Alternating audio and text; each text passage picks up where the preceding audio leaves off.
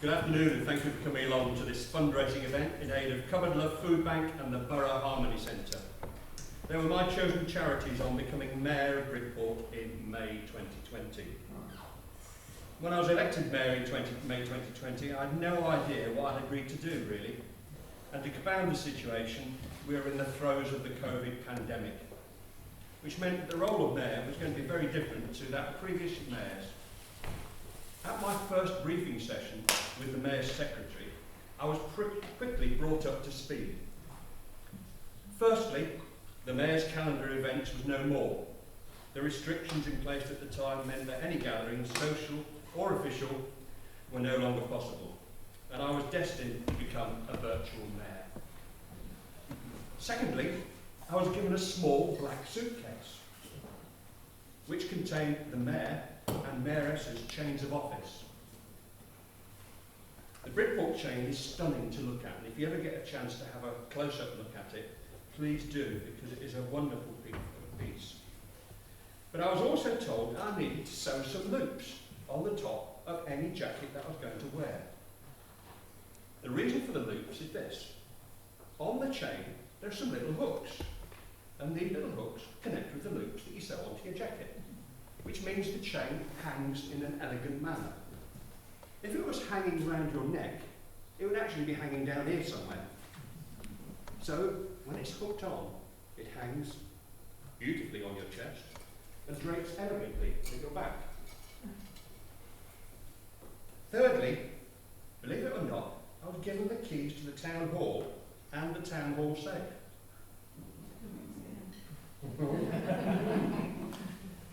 The reason for this being simply to enable me to access my chain and ropes whenever I'm required to wear them. Not that I've had to do that very often, sadly, during the lockdown. Fourthly, now can you believe this? I was informed that the Bridport flag would be flown over the town hall on my birthday. And at half-mast when I died.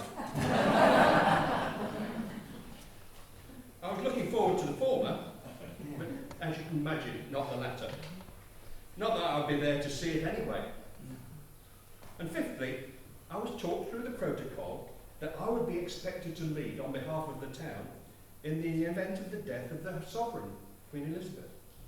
It's amazing to think that all of these things are already in place, and mayors, etc., around the country have all been trained for these sorts of events. And finally, I was informed that I needed to name a charity or two to be the focus of my fundraising during my term of office. As you can imagine, I left the briefing with my head spinning. So selecting my charities was the first challenge. And I knew that there were numerous charity groups in Bridport that do amazing work in their own individual sectors, and that the case could be made for actually naming any of them. But I was also acutely aware of the unfolding impact of the COVID pandemic on people's lives and well-being. And things like terms like social distancing, furlough and lockdown were now already part of our everyday reality. And the impact that they were already having was going to be clear for all to see. And it was for these reasons that I chose the Cupboard Love Food Bank and the Borough Harmony Centre. Now, I'm sure you'll all agree that being able to put food on the table is fundamental to our health and well-being. Being placed on furlough whilst maintaining your job meant having to survive on a reduced weekly income.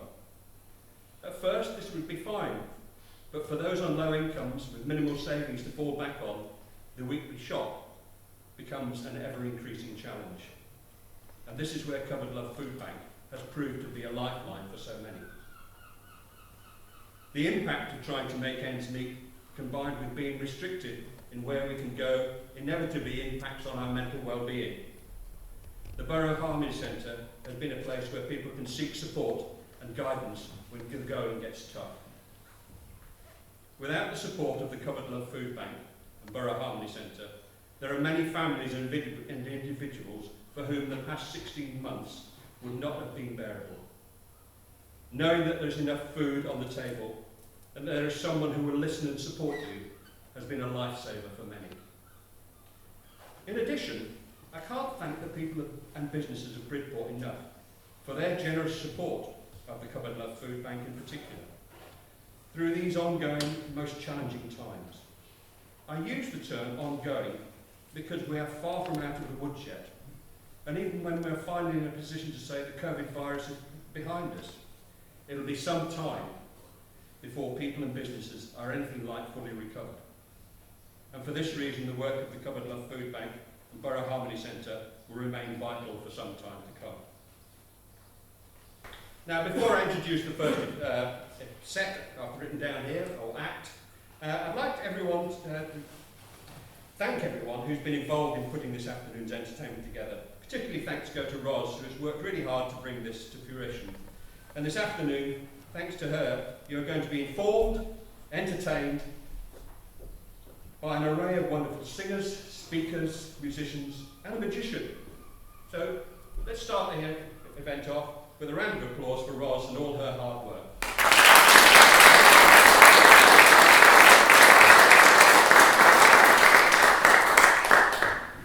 Now, the first person I'd like to introduce to the stage served as the Mayor of Bridport immediately before me. But unlike me, he is a bit of a thespian, and I've seen him perform on various stages in the town, in pantomimes and other performances. So I know I'm about to hand over to a real pro.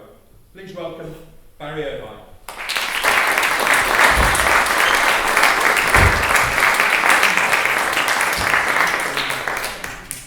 Thanks very much, Ian. It's good to get an introduction like that, isn't it? The last time I was actually on this stage, not as me, but as a character, but a couple of years ago in a play called Blood Brothers, and I had to play a boy of about 8 or 9. Can you believe it?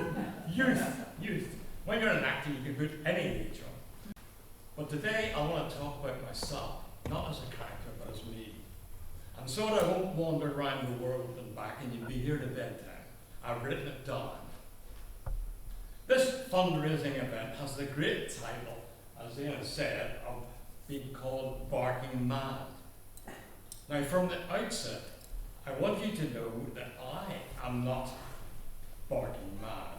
I'm not even mad, because I am actually doubly mad.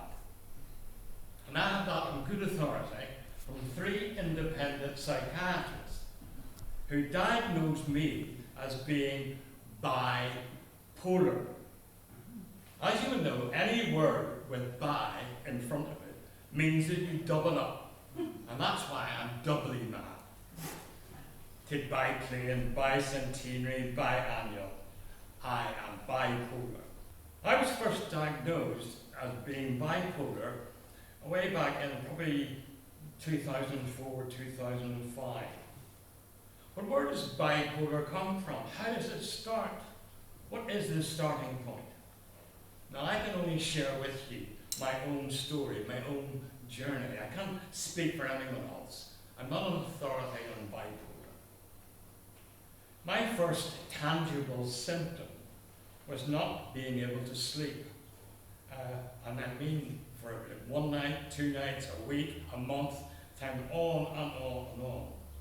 Maybe only 4 hours a night. And I was still working at that time, which wasn't easy.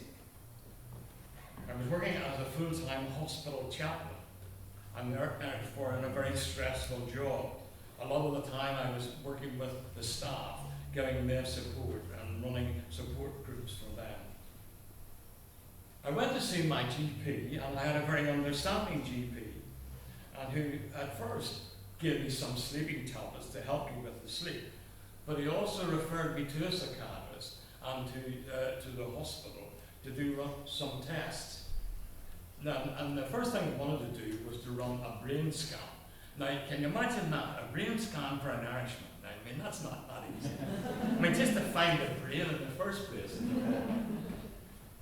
In my own case, I tended to have more of the highs than the lows.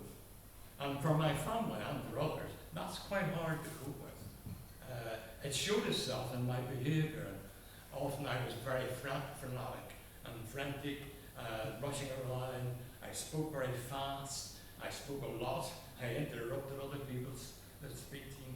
I didn't respect other people's personal space. Those are the sort of things that were happening when I was in the manic phase. Now, often I wasn't aware of it. It was only when my family pointed it out to me that I did become aware of it. My illness did change my life in many respects. It put a strain on my first marriage, and that eventually broke up. I had to retire early from work, and then in 2006 I moved to live here in Bridport. And to be part of my healing, as it were, I started to get involved in many local community activities. I got involved in the drama group Encore, and hence acting on this stage. I became a steward in the Arts Centre here. I got a steward in the museum. I also became a volunteer for quite a while at the food bank. And then eventually I got involved in local politics and was elected a town councillor, and as Ian said, I became a mayor for a couple of years. So there is life after a diagnosis of bipolar. You don't have to be mad, or even doubly mad, to live here in Bridport. But it helps. Keep barking.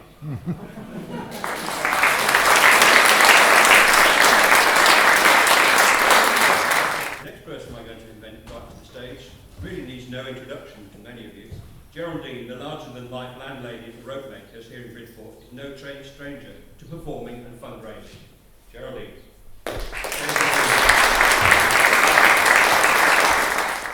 that's very bright. That's good because I can't actually see any faces, and it's much, much harder performing to people that you know than it is standing just over the bottom. For me, singing is really good for my mental health, and I love singing. Also, I've got a bit of a poem in the middle as well. The first two songs that I'm going to sing are both folk songs, and they're both from they're Scottish folk songs. And the first one is the Eriskay Love Lilt.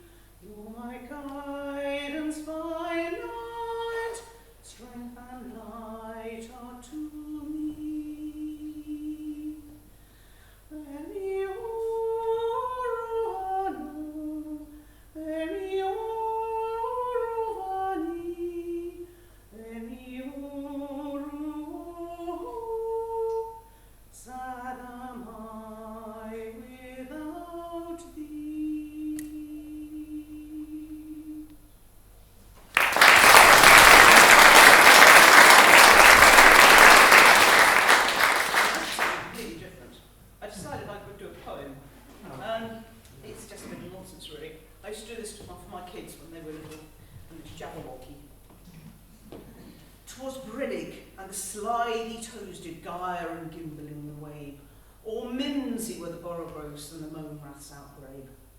Beware the jabberwock, my son, with jaws that bite and claws that catch. Beware the jub-jub bird, and shun the frumious bandersnatch. He took his vorpal sword in hand, long time the manxome foe he sought. So rested he by the tum-tum tree, and stood a while in thought. And as in uffish thought he stood, the jabberwock with eyes of flame came whiffling through the tulgey wood, and burbled as it came. 1, 2, 1, 2, and through the vorpal blade went snicker-snack.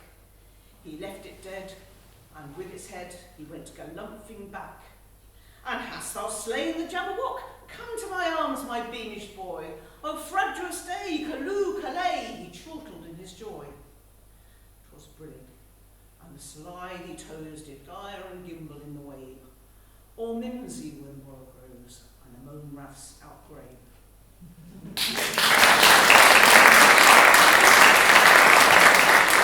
I've done, but I've got to do one more song, which is one of my favourite songs in the whole world, this Sometime from Porky and Bess. Summertime, and the living is easy. Fish are jumping, and the cotton is high. Your daddy's rich, and your ma is good looking. So hush, little baby, don't you cry. One of these mornings you're gonna rise up singing.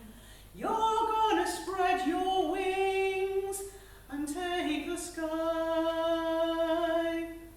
But till that morning there ain't nothing gonna harm you, with Mommy and Papi standing by. Summertime,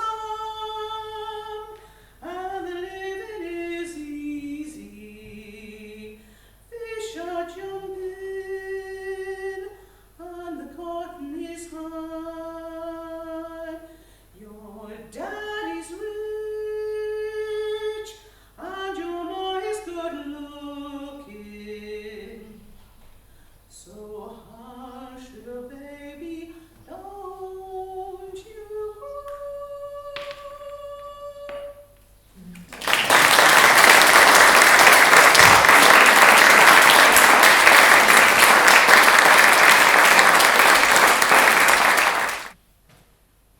Now, I'm always amazed by hidden talents, and Geraldine's a manifestation of that. I had no idea he had such a beautiful voice and the skills that people possess. Now, I've known our next performer for several years, but it was through his work as a filmmaker that he became known to me.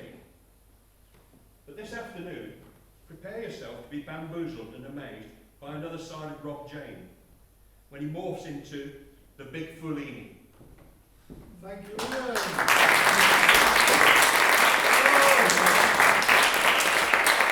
Hello, Bridport. So good to see people in the auditorium again. We're moving on, aren't we? We'll defeat that virus. Ian, Yes. thank you. As I can't invite any volunteers up on stage, Ian has previously kindly agreed to be my volunteer. So can I ask you to come forward a bit, my friend? And we haven't rehearsed this. You don't know what's going to happen. I have no idea, don't worry. Ian, charities we're talking about, the food bank. Yeah. I'm talking about foodstuffs here, and I've got something in this bag. Now, I'm going to write something on this clipboard, and it's going to be a foodstuff.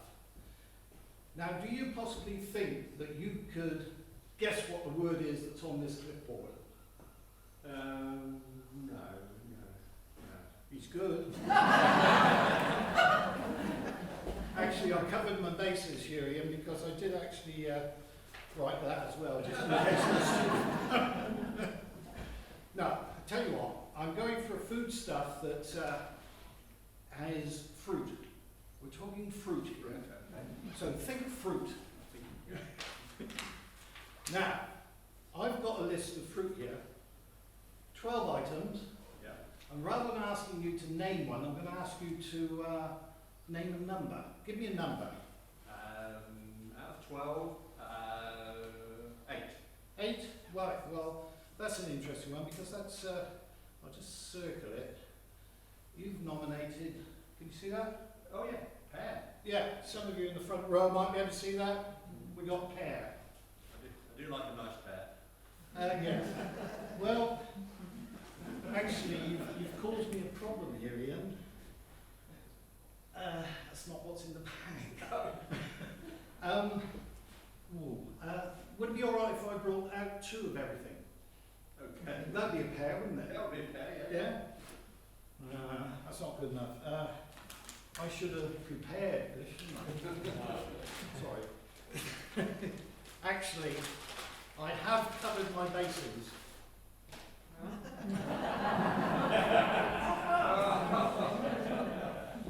It's got to be in there, hasn't it? It does. Actually, I think I can do better than that, Ian. Oh, look.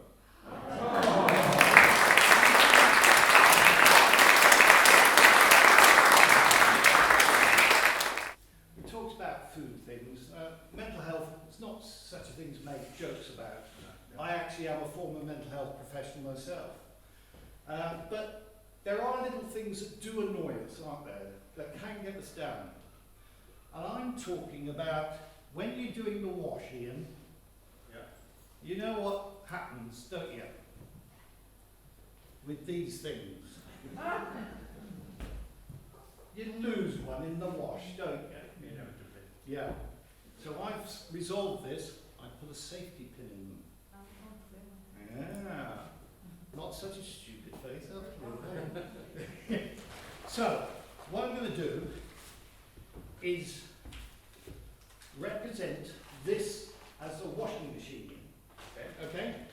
And we're going to put this pair in here. Okay? Now, bona fide. Let's have that there. You hold that. And I'd like you to hold the machine. Yeah. Wait for it. Don't move. Don't move. This represents the dryer.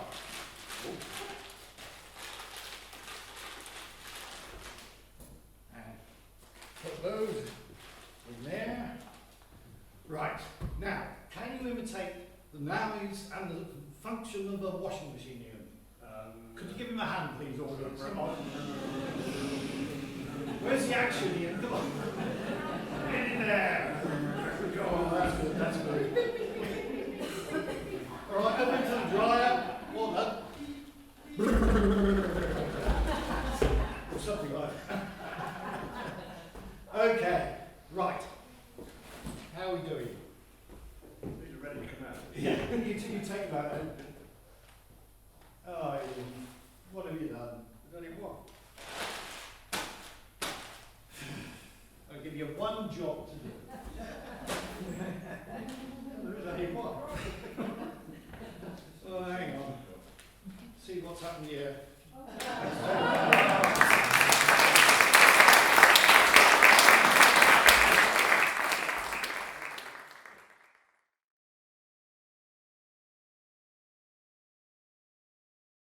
I'm delighted to welcome to the stage Lynn Smith, who's going to deliver a monologue.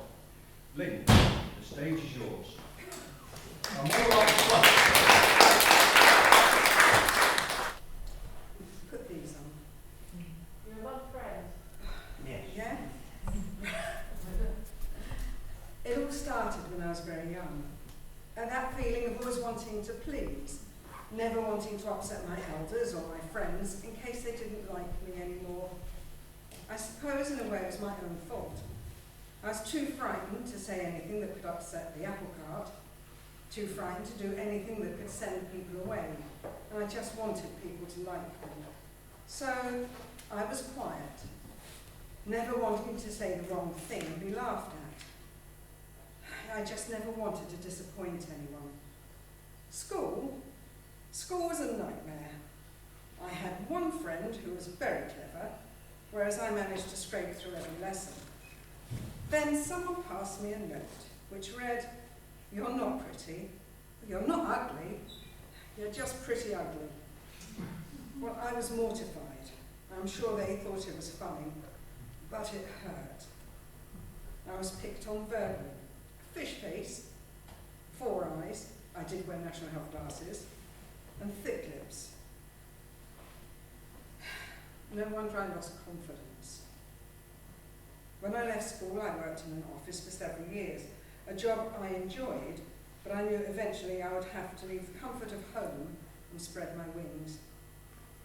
I'd met another girl who also wanted to leave home, so together we emigrated to Canada. It's a long way from home. I didn't realise how much my mum did for me. I lived out there for 3 years before returning home. I found a job working for an employment agency, finding jobs for other people. My confidence was slowly growing, and I was thrilled when I was asked to open a new branch and become the manager. Self-doubt was always there, but I worked well and the new branch thrived.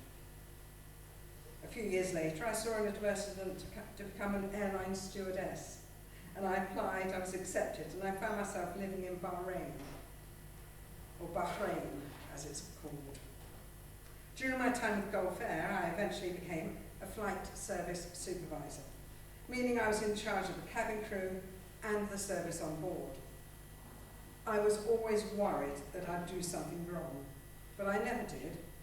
I loved this job and saw amazing places around the world that I would never have travelled to by myself.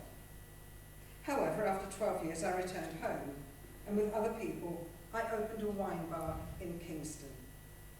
This went well for a couple of years, until one of my partners absconded with a lot of money.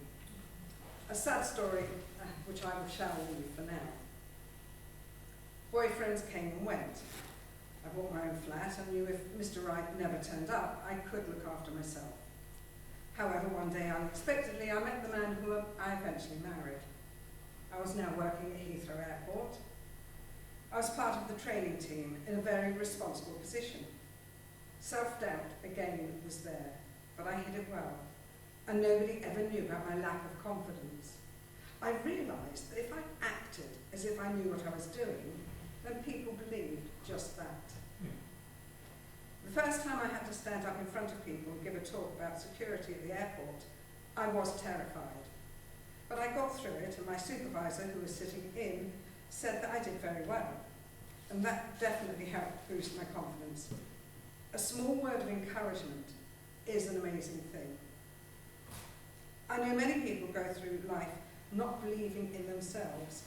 It takes a long time to get over bullying and realise that you're a person people like just for being you.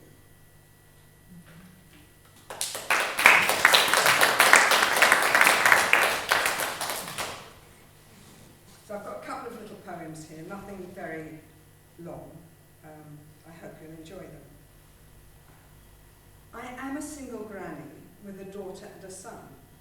I've got a newish lover, and he is a lot of fun. Now, I can make a bubble, but which house do I choose? Someone will be offended, no matter what I do. Do I go to my daughter's and help wipe snotty noses? Or do I see my lover for candlelight and roses? Do I go to my son's house and risk an ear bashing? Or shall I go to my lover boys and have some nights of passion? And then there's my friend Maureen, who has nobody else. So shall I spend some time with her and not think of myself? Am I a granny dutiful on whom they can depend? Am I a selfish lover or a dedicated friend? This really is a problem that I could do without. In fact, it was much simpler when I could not go out. Oh, Boris, why you've caused me such a lot of trouble. I really don't know what to do with this flippant social bubble.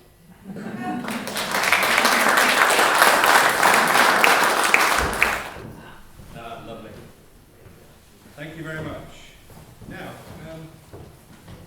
continuing in a slightly serious mood at the moment, I'm really pleased that Jo has been able to join us this afternoon. She's going to talk to us about cancer and mental health. And one of the unfortunate side effects of the COVID pandemic has been the impact on cancer-related services and, of course, mental well-being of many people. This is the serious bit. I apologise, I'm not doing any singing or dancing. I think there's a lovely band after me, so The next 10 minutes are a bit serious, so I do apologise. For those of you that don't know me, my name is Jo Miller. Until 3 months ago I was Dr Cotton. I've been a GP, retired very recently. In 2011 I discovered I had breast cancer. At the time I was busy working as a GP, keeping 3 teenage kids fed and watered during A-levels, GCSEs, looking after my mum who wasn't well.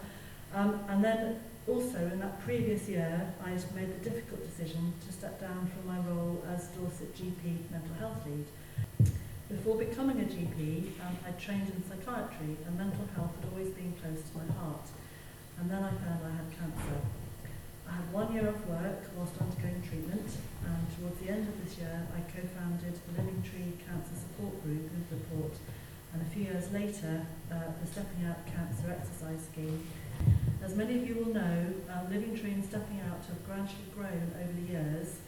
Prior to COVID turning our worlds upside down, Living Tree had become a thriving and busy registered charity, weekly meetings in the Friends Meeting House, numerous workshops, community events, access to complementary therapists, exercise activities, and likewise Stepping Out at the Leisure Centre was offering twice weekly exercise classes, talks on living with cancer to a growing number of participants. A recently released Macmillan report entitled Cancer and COVID, The Story So Far, has brought together insights gathered by Macmillan across the UK between March 2020 and February 21.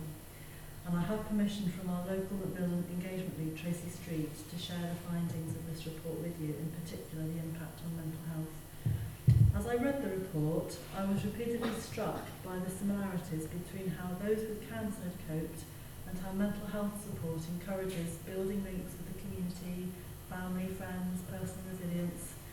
Macmillan had found that many had succeeded in looking after themselves and each other throughout lockdown by drawing on life's experiences, self-management, peer support and contact from cancer support groups to help them face a huge number of practical and emotional challenges. Physical activity was most frequently quoted as being beneficial for health and mental well-being, along with spending time outdoors with nature, personal spirituality, mindfulness, meditation, yoga, and doing things for others, taking people's minds off their own difficulties. Some people spoke of a loss of optimism and hope as lockdown progressed, particularly those who had to remain at home shielding, those facing treatment delays and diagnostic uncertainty, those with financial, work, family worries, and people became increasingly reluctant to ask others for help. Peer support appears to have been protective, comfort coming from empathy, practical advice, understanding from those also living with cancer. As with the Living Tree and Stepping Out, use of digital platforms, mainly Zoom, has enabled many groups to stay in touch, and many began to offer remote exercise classes, yoga, creative, self-help classes. Many established telephone and social media buddy systems to keep in touch with vulnerable and lonely individuals. But digital platforms and social media do not suit everybody, and a significant number of people with cancer have remained isolated and fearful, with a reluctance to come out of shielding once that was lifted. Another huge area of concern for those living with cancer has been how COVID might impact on their cancer, both the risk of them becoming seriously unwell, for example if their immune system has been damaged by the cancer or its treatment, and also the problem of accessing treatment when hospitals were diverting many of their services to coping with the pandemic. People felt deprioritised, forgotten, sidelined, facing cancelled and delayed treatments. Many were fearful that their cancer might progress or return undetected. There were difficulties and confusion on how to contact their cancer specialists with treatment queries. Others did not want to add to the burden of an over stretched health service, so did not seek help with any cancer-related concerns. If they did attend hospital, there was the additional stress of having to go alone, no close family or friends allowed to support them, hold their hands with the shock of a diagnosis or a treatment plan. There's been a lot of uncertainty over frequently changing and unclear government guidelines. Many chose to shield or self-isolate, even if they weren't medically advised to do so, fearing exposure to COVID from others. This increased the risk of loneliness, depression, reduced physical activity, and successive lockdowns have led to an higher emotional toll by the winter time. There were the practical difficulties of organising shopping, pharmacy deliveries, the same things that lots of us have had to cope with. The Macmillan study found that over time, the prevailing mood of those affected by cancer has shifted from initial anxiety over the impact of treatments and risk of catching COVID, to feeling distressed over perceived blocks to treatment, and then a sense of feeling left behind as the country opened up again last summer. Many developed generalised anxiety, worrying about what the future might hold, and then as cases rose again in the autumn and further lockdowns followed, the toll on mental health worsened, all aggravated by further social isolation, separation from family and friends, loss of contact with the community, particularly faith groups, and a deepening sense of feeling forgotten, abandoned or excluded. People described a growing awareness of no longer all being in this together, very different from the sense of social cohesion and solidarity experienced in the early months of the first lockdown. More people reported a sense of weariness and loss of resilience as the reality of a longer pandemic took hold, and there was a disproportionate impact on those living with cancer. Many became increasingly withdrawn, disengaging from the community, becoming less trustful, less confident, giving up on life. There's been a huge sense of loss of hope, loss of future plans, loss of work, loss of support, loss of social opportunities. Certainly, within our own experience with Living Tree and Stepping Out, we have had regular contact via Zoom with many familiar faces, but there's a large number of members, particularly with the Living Tree, we have not seen or heard from for many months. Despite sending out our monthly newsletter, we have not had so many new people referred to us either by GPs or cancer teams, so we are worried that a significant number of people newly diagnosed with cancer may not be accessing all of the support which is available. Like other organisations, we have not had the opportunity to promote our services in the various community events which usually take place in the town. In order to try to reach as many people as possible, we have ensured that we were on the Town Council and Social Prescribing Team's list of local resources. We've been doing fortnightly Zoom Living Tree meetings alternating with mindfulness since last May. Stepping Out has had a successful following with twice weekly remote exercise classes and talks. We have updated our website, improved our monthly newsletter, and also the Facebook page has remained active with a growing list of followers. We've offered a telephone buddy system and hand-delivered our newsletter to those without the internet. We've continued to offer access to our therapist partnership of counsellors, and we've had one cancer-specific life coaching workshop in the early start of the year. Last autumn, we were lucky enough to acquire an allotment which encouraged several members who had not dared to leave their homes to venture outdoors and lend a hand. It was wonderful seeing the joy on their faces, people that we hadn't seen for quite a while. Throughout all of this, Macmillan has remained a huge help, inviting us to join regular networking events for support groups, and this has helped enormously to keep our spirits going at times of uncertainty and fear. So where do we go from here as we hopefully emerge from lockdown? Macmillan has highlighted a need for improved advice and practical help, better signposting to emotional and peer support. They recognise the importance of widening access to support groups, buddy systems, the online community, but also very importantly are working on how to reach those who do not use digital platforms. Over the coming months and years, as the impact of COVID becomes more apparent, there will be many people struggling with residual anger and anxiety over delayed and cancelled treatments. Help will be needed to support those who have become isolated to gradually recover their confidence to help them reintegrate with their communities. At a local level, the Living Tree is planning to return to face-to-face gatherings once COVID restrictions lift, hopefully on the 23rd of July. We're just in the process of sorting that out. Stepping Out has already restarted classes at Bridport Leisure Centre, and we will be linking in with all of the emotional support which Macmillan can offer via their support line. We do have several life coaches and counsellors who work with us who have specific training and skills in supporting people affected by cancer. There are emotional support workshops for those with cancer available at Dorchester Hospital. Counselling can be accessed through the Steps to Wellbeing, through MIND, the British Association for Counselling and Psychotherapy, but I suspect many more will be needed. We ideally should be looking to expanding our workforce of emotional support practitioners to help many people recover from the devastating impact of COVID.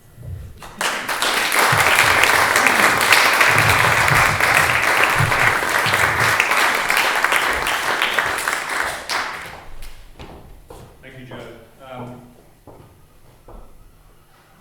One phrase that you used there, which is something I've become more and more aware of is that in the coming months and years, it's not over. The impact of this on many people will be over coming months and years, and so services like the Living Tree and Harmony are going to be valued more and more over time, I think, as the impact of COVID really unravels.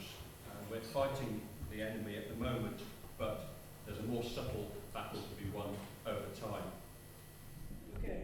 Right, this is close to sea as we can get to. This other song by Mark Knopfler.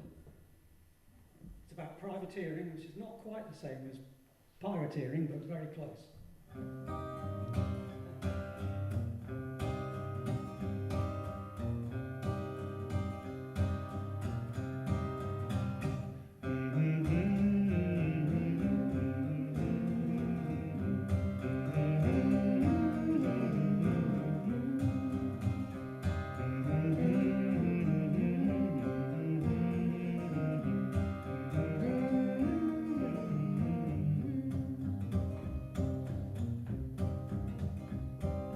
Yon's my privateer, see how trim she lies. To every man a lucky hand and every man a prize. I live to ride the ocean, the mighty world around. To take a little plunder and hear the cannon sound. To lay with pretty women, to drink Madeira wine. To hear the rolling thunder on a shore that isn't mine. Privateering, we will go. Privateering, yo. Privateering, we will go. Yo.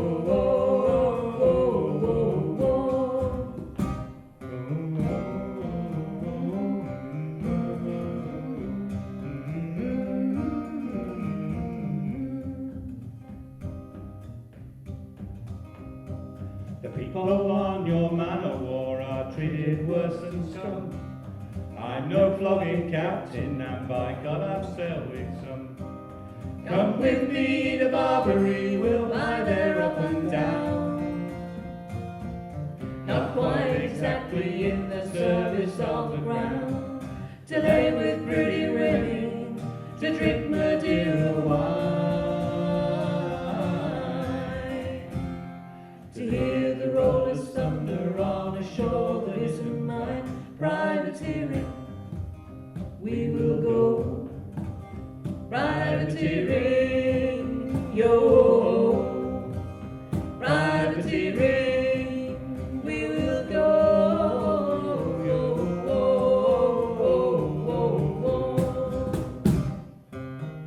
Yeah, yeah, yeah, yeah, yeah,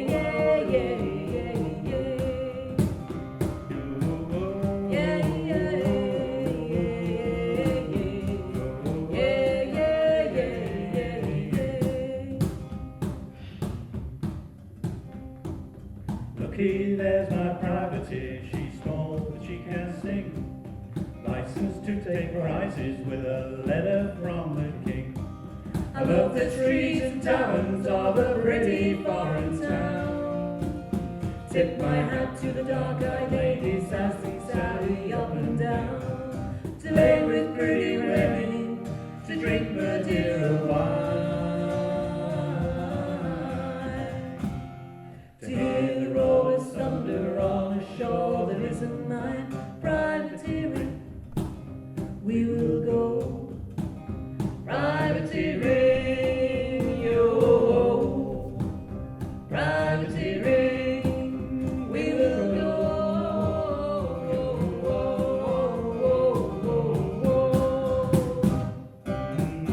Yeah, yeah, yeah, yeah, yeah,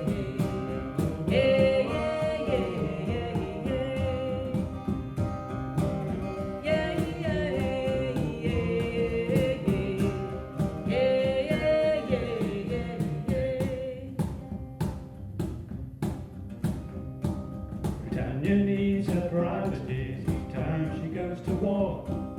Death to all her enemies, though prizes matter more. Come with me to Barbary, we'll fight there up and down. Not quite exactly in the service on the ground, to lay with pretty women, to drink Madeira wine, to hear the rolling thunder on a shore that isn't mine. Privateering, we will go. Privateering, yo. Privateering, we will go. Yo,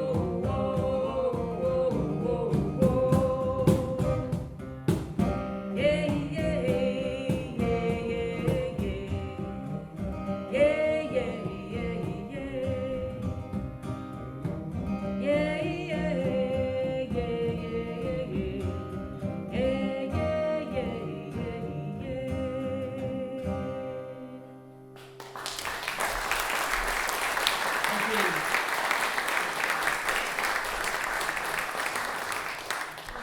The next one, absolutely everybody knows, and you can join in with this one.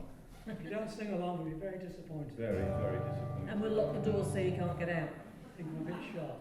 You don't even have to introduce it, this one, Alan. Just those two or three chords and you get to know what it is.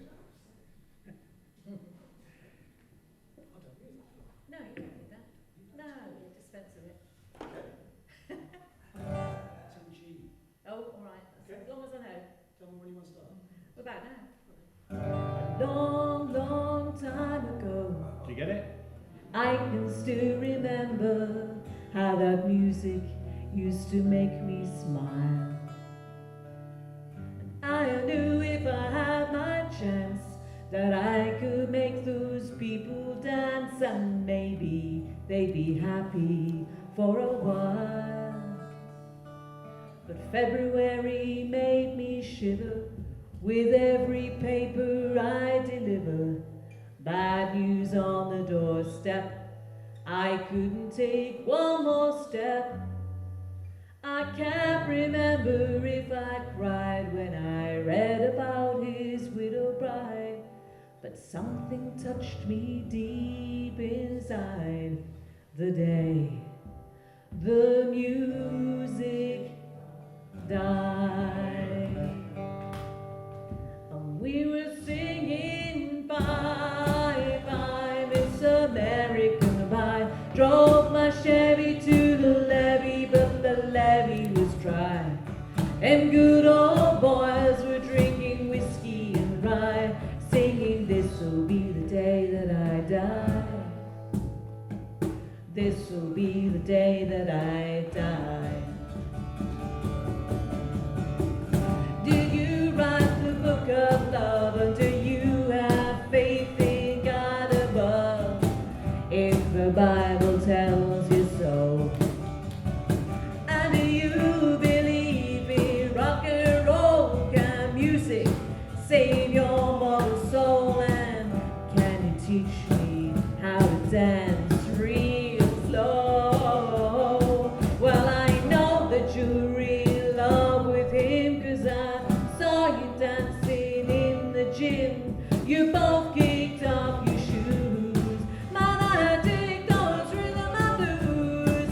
I was a lonely teenage bronking buck with a big carnation and a pickup truck, but I knew I was out of luck the day the music died. So bye bye Miss American bye. Drove my Chevy to the levee, but the levee was dry. And good old boys are drinking whiskey and rye, singing this'll be the day that I die. This'll be the day that I die. Now for 10 years we've been on our own, and moss grows fat on a rolling stone, but that's not how it used to be.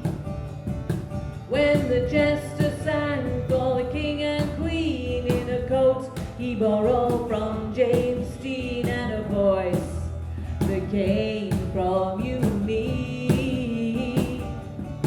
Oh,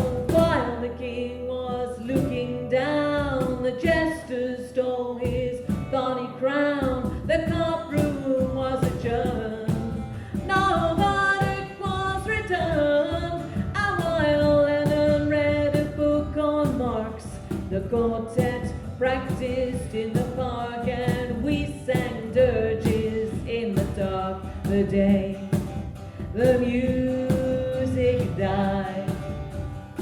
And we were singing bye bye, Miss American Pie. Drove my Chevy to the levee, but the levee was dry. And good old boys were drinking whiskey and rye, singing, this will be the day that I die. This will be the day that I die. I met a girl who sang the blues, and I asked her for some happy news, but she just smiled and turned away. I went down to the sacred store where I'd heard the music years before, but the men there said the music wouldn't play. And in the streets the children screamed, the lovers cried and the poets dreamed, but not a word was spoken. The church bells all were broken. And the three men I admire most, the Father, Son, and the Holy Ghost, they caught the last train for the coast the day the music died. And they were singing bye bye, Miss American Pie. Drove my Chevy to the levee, but the levee was dry. And good old boys were singing whiskey and rye, singing, this will be the day that I die. This will be the day that I die. They were singing bye bye, Miss American Pie. Drove my Chevy to the levee, but the levee was dry. And good old boys were drinking whiskey and rye, singing, this will be the day that I die. Great.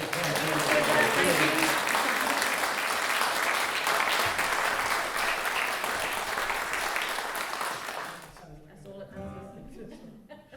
Okay, this is by the Kinks, so guess the word. Oh, you Please sing should along. just join in. This is wholly Come on, inappropriate. Alan. Get a This is move on. completely inappropriate, okay? Because this is called Sunny Afternoon.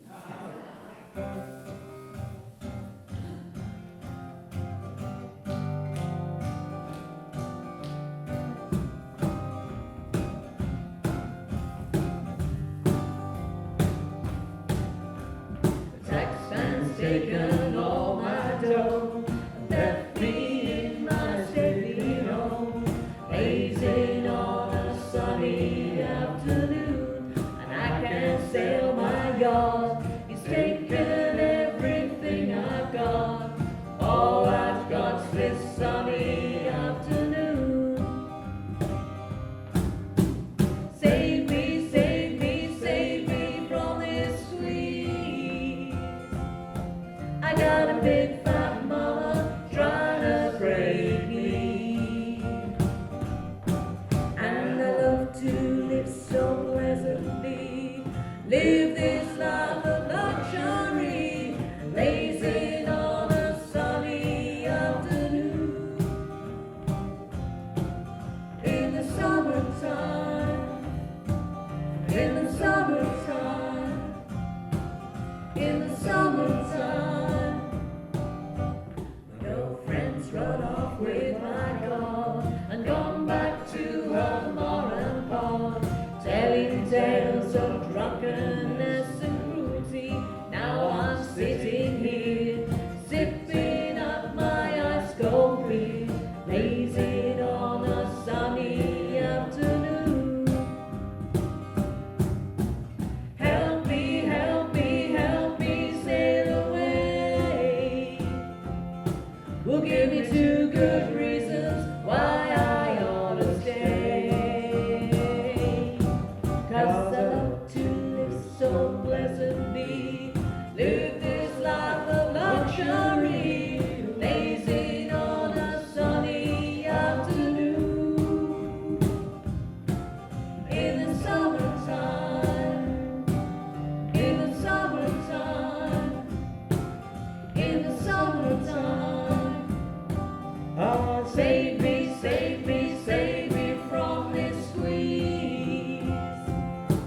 I got a big fat mama trying to break me.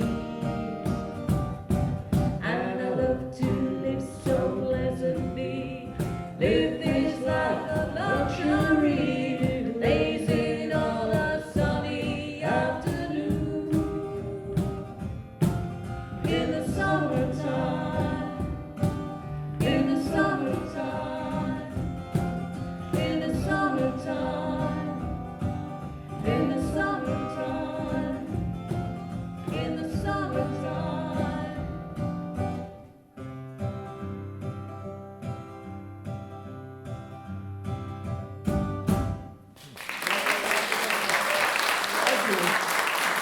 I don't quite know how to top everything that we've had this afternoon. If I'd known, however many months ago it was, when this idea formed in my mind, and to know that what we've done this afternoon, I wouldn't have worried. But I'm a compulsive worrier, as most of you know. My own mental health journey started at 7 years old, and I was actually medically registered disabled when I was 29.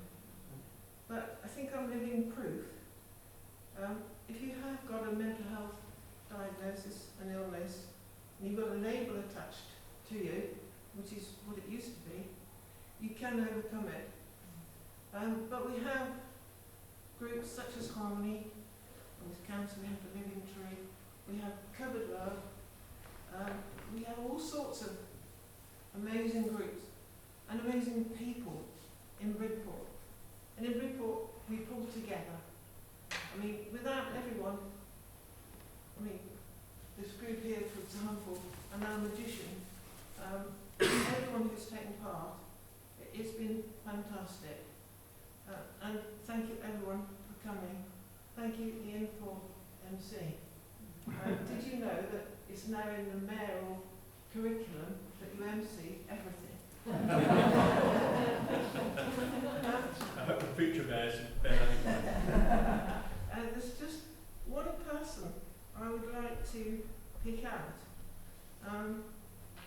I've known this person 2 decades or probably more, and she has unstintingly, throughout the pandemic, kept 2 of the groups going. Not only Harmony, but Covered Love. And I think, as I mentioned some months ago to Will, that one person should be thanked. And I'd like Caroline to step up and accept this bouquet of flowers.